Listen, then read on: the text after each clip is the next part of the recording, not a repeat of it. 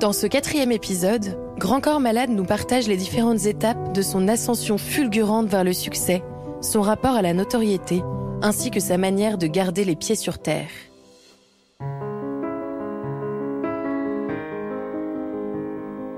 On sort notre premier album en 2006 qui s'appelle Midi 20 avec Jean Rachid pour produire l'album, avec Petit Nico à la baguette musicale.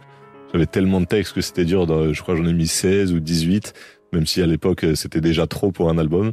Mais il n'y a pas un thème, il y a plein de thèmes. Je parle d'amour, je parle de ma ville de Saint-Denis, je parle de Paris le matin à l'aube, je parle du combat entre ma tête, mon cœur et mes couilles. Il y a des textes plus légers, il y a plein de choses.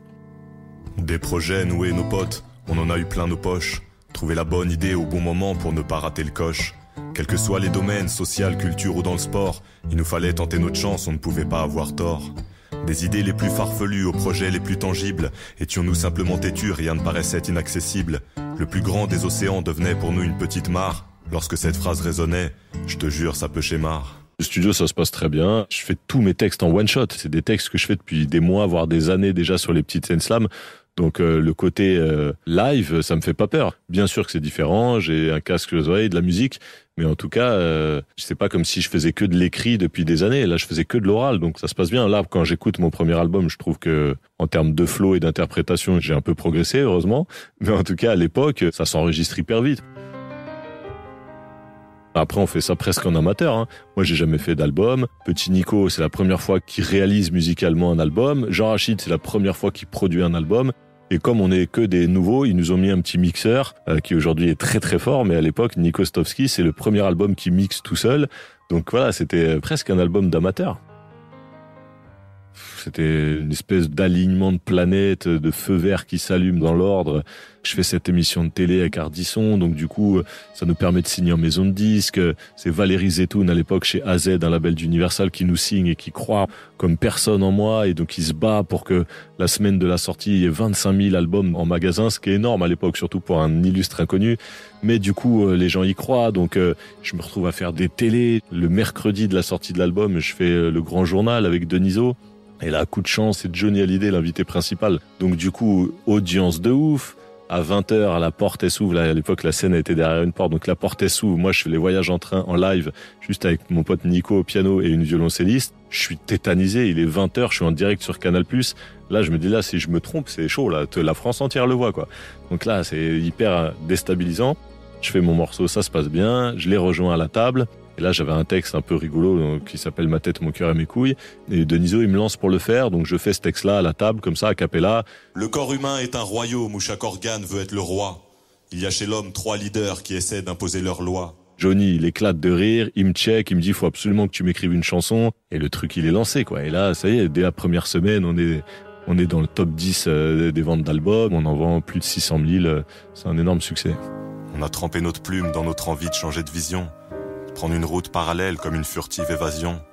On a trempé notre plume et est-ce vraiment une hérésie de se dire qu'on l'assume et qu'on écrit de la poésie? Les ventes sont au-delà de tout ce qu'on imaginait et surtout, je démarre une tournée très vite. C'est La Cigale, le premier vrai concert. Et je démarre par un texte qui n'est pas sur mon premier album, qui sera sur le deuxième, qui s'appelle Mental. Et je démarre a cappella pendant 3 minutes. C'est aussi plein de bonheur, on va le trouver en insistant. Et pour ça, faut du cœur et un mental de résistant. Bonsoir. Et c'était assez ambitieux de démarrer un concert a cappella, mais j'aimais bien l'idée. Et là, je me rappelle, il y a un rideau à La Cigale. Et donc je suis en place. La mise en scène, c'était que le rideau s'ouvre et moi j'ai un gros projecteur dans le dos qui fait que le public il découvre ma silhouette avec la béquille qui était un peu aussi le premier album. Donc du coup, voilà, c'était pour qu'il voit la silhouette d'entrée de jeu. Ce que j'avais pas prévu, c'est que quand le rideau s'ouvre avec la lumière dans le dos, ben moi j'avais toute La Cigale qui était éclairée. Et ça, je savais pas ce que c'était, une salle de 1000 personnes, en fait. Et là, le rideau s'ouvre, et je vois 1000 têtes en face de moi, hyper bien éclairées, puisque j'ai de la lumière dans le dos, et moi, je suis en contre-jour. Puis La Cigale, c'est pas grand, donc ça fait 1000 personnes, mais tu vois hyper bien les gens. Et là, le temps que je commence mon texte, en même temps, tac, je vois mes parents, je vois mes potes, tiens, il est là, lui aussi. Ah oui, tiens, Jean Rachid, il l'avait invité. Et là, dans mon premier couplet, je me vautre. Je bafouille, je me reprends, et voilà. Ça a démarré un petit peu chelou. Et je me rappelle, tout le public applaudit. Ce qui est hyper chaleureux, mais en même temps, ce qui est un peu la honte. Ça veut dire que tout le monde a bien vu que je me suis gouré et ils se sont dit, allez, c'est pas grave, vas-y, recommence. Et en même temps, bon voilà, ça avait mal démarré, mais une fois que tu as démarré comme ça, tu dis bon allez c'est bon, ça y est, maintenant il peut plus rien m'arriver. Et c'est à peu près ma seule erreur, je pense, de l'heure et demie de concert, parce qu'après ça s'est hyper bien passé. Mais en tout cas voilà, je me souviens de ce démarrage où j'ai été troublé par le fait de voir le public, quoi. Après ces 2 cigales, j'enchaîne sur des festivals d'été. Et là j'ai ma première claque de ouf. C'est un festival en Suisse qui s'appelle Paléo. C'est certainement un des meilleurs en Europe. Il y a une ambiance incroyable. Et là, je suis sur la petite scène. Il y a une petite, une moyenne et une grande. Et la petite scène, c'est un chapiteau de 3000 personnes. 3000 pour moi, c'est colossal, hein. Donc, j'entre sur la scène. Et là, il y a 3000 personnes qui connaissent mes chansons, qui m'accueillent. Mais je le dis aujourd'hui comme une rockstar. Pour moi, je dis, mais qu'est-ce qui se passe? J'entre sur scène.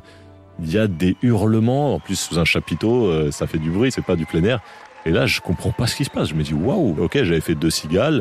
Ça s'était bien passé, mais c'était à Paris. Là, je suis en Suisse. Entre-temps, j'avais rien fait, quoi. C'est un bonheur d'être avec vous. Bonsoir à tous. Et là, du coup, je comprends ce que c'est la magie d'un album qui marche. Parce que du coup, les chansons, elles voyagent. Les gens, ils connaissent tes chansons. Et quand tu arrives sur scène, t'es accueilli de manière tellement chaleureuse, alors que moi, je m'attendais pas à ça, quoi. On est ensemble pour un petit moment pour le plaisir de partager des textes. Je fais aussi les Franco de La Rochelle, tout ça, toujours sur des petites scènes, hein. Je suis pas en tête d'affiche. Mais voilà, je suis émerveillé de ce qui se passe et je comprends que j'adore ça. Et derrière, on a enquillé une tournée colossale, hein. On a fait peut-être 120 ou 130 concerts. Et donc du coup, voilà, au-delà du succès de l'album, je découvre mon métier en fait. Je fais un 2e album avec énormément de cœur, d'envie, de rage, que ce soit aussi bien que le premier. Mais surtout, je pense tout de suite, putain, on va repartir encore à faire une tournée. Et la 2e, elle faisait aussi 130 dates. Et ça y est, j'avais compris que ça allait être ça mon métier. Je crois que les histoires d'amour, c'est comme les voyages en train. Et quand je vois tous ces voyageurs, parfois j'aimerais en être un. Pourquoi tu crois que tant de gens attendent sur le quai de la gare? Pourquoi tu crois qu'on flippe autant d'arriver en retard? Le premier morceau qu'on a décidé de clipper, comme on dit, c'est les voyages en train. En fait, je faisais un parallèle entre les histoires d'amour et les voyages en train. Je faisais une métaphore filée, comme on dit, où pendant tout le texte, voilà, je parle de voyage première classe, de terminus, d'envie d'embrasser le contrôleur. Je fais plein de parallèles entre un voyage en train et une histoire d'amour. C'est le morceau pendant très longtemps dont on m'a le plus parlé. Là, voilà, ça a été enfin détrôné par Mais je t'aime avec Camille Lelouch, avec Louane, une chanson qui s'appelle Derrière le brouillard. Même avant, sur l'album d'avant, j'avais une chanson d'amour qui s'appelait Dimanche soir. Parce qu'avec toi, le temps a pris de nouvelles dimensions. Que ma routine s'est égarée dans ces changements de direction. Parce que les jours de la semaine se mélangent dans ce bazar. Parce que c'est toi, parce que t'es là. Je n'ai plus peur du dimanche soir.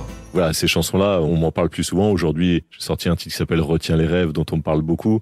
Mais pendant très longtemps, même alors que les 2, 3, 4 albums étaient passés, souvent les gens qui me connaissaient pas bien, par contre, ils connaissaient au moins les voyages en train.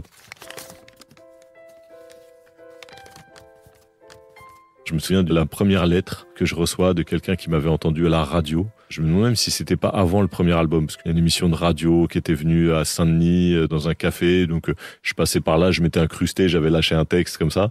Il y avait quelqu'un, une dame qui avait écrit à la radio en me disant « Est-ce que vous pouvez lui donner ?» Et voilà, ça devait être ma première fan. Dès le début, je le vis bien. Aujourd'hui, je le vis toujours bien, même si évidemment la notoriété, elle est montée progressivement. Mais je suis très content de me faire connaître dans la rue. Les premières fois, voilà, tu trouves ça chambé, tu dis putain, il m'a reconnu. En plus, s'il te reconnaît, souvent, c'est plutôt pour dire un petit compliment, tu vois. Dès le début, je comprends ce qui me touche le plus.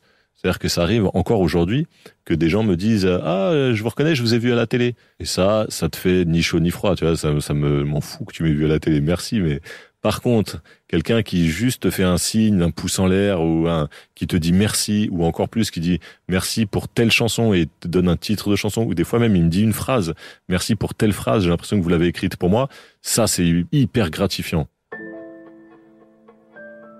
Mes parents, ma sœur, mes potes... Ils savaient que je faisais du slam dans les bars, mais encore à peine, hein, j'en parlais pas beaucoup. Et d'un seul coup, je leur dis que je vais sortir un album, ah bon. Puis ils me voient à la télé, chez Denisot, chez Ardisson, c'est un peu n'importe quoi. Et puis ça marche, et puis ils viennent me voir en concert. Ils sont très surpris, c'est pas comme si moi, depuis l'âge de 10 ans, je voulais être chanteur, hein. C'est arrivé sur le tard, j'avais jamais voulu ça. Jamais j'aurais imaginé d'en faire mon métier, encore moins que ça marche et que je fasse des disques et des tournées de Zénith, c'est ça, mais... pas 0,1% de chance que je pense à ça à ce moment-là. Et puis, je crois qu'ils sont très émus par ça. Je crois que mes parents, quand ils viennent au concert, ils viennent des fois plusieurs fois sur la même tournée. Il y a un concert qu'ils ont déjà vu 5-6 fois, mais ils viennent des fois me revoir. Et souvent, je crois qu'ils regardent beaucoup la salle, en fait. Et pour eux, c'est toujours assez, je pense, émouvant de voir les gens me regarder, en fait. Tu vois, en tant que parent, ils regardent des gens qui me regardent avec admiration, des fois des gens qui pleurent ou qui rient. Ma sœur aussi m'avait dit ça. Elle m'a dit, moi, quand je viens de voir un concert, je passe beaucoup de temps à regarder les gens qui te regardent, en fait. Et ça doit être assez émouvant.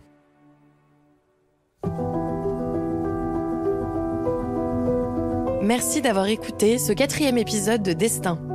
Destin est un podcast énergie imaginé par Sarah Conan. Cet épisode a été réalisé par Cédric Ledoré.